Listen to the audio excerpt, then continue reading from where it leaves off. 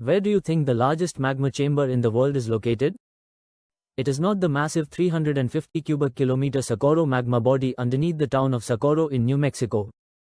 It is also not the whopping 46,000 cubic kilometer body of magma which lies deep underneath the Yellowstone supervolcano in the state of Wyoming. Instead, the world's largest magma chamber is far larger, containing enough magma to hypothetically cover the entirety of the United States in 131 meters or 430 feet thick of lava.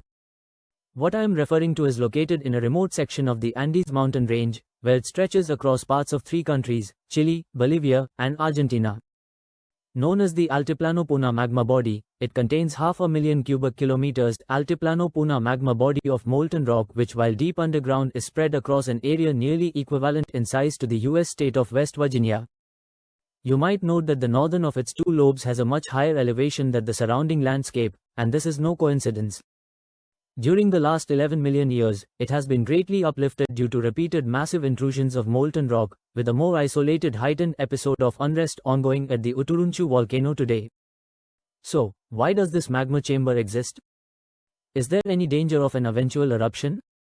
This video will answer these 2 questions and discuss this fascinating feature. The Altiplano-Puna Magma Body is divided into 2 sections, where the northern larger section measures 340 kilometers wide and 180 kilometers long. Underneath this and its southern portion is a singular supermassive body of molten rock which exists at between 10 and 20 kilometers depth. For reference, the continental crust measures 65 kilometers thick in this section of the Andes. The lower section and thus the majority of this magma chamber contains andesite composition magma while its upper section is more differentiated, containing dacite composition magma.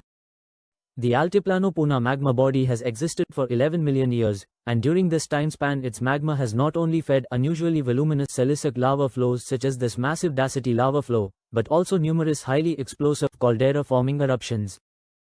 This might be fairly obvious since much of this raised landscape is covered in ignimbrite, with at least 28 powerful eruptions rating on the explosivity index as a 6, 7, or 8 occurring since 11 million years ago. To understand why this magma chamber is present, we need to look further back in Earth's geologic history in a different section of the planet. Beginning around 40 million years ago in what is now the western United States, a similar series of events occurred. At the time, the Farallon tectonic plate was subducting underneath the North American plate at a very shallow angle.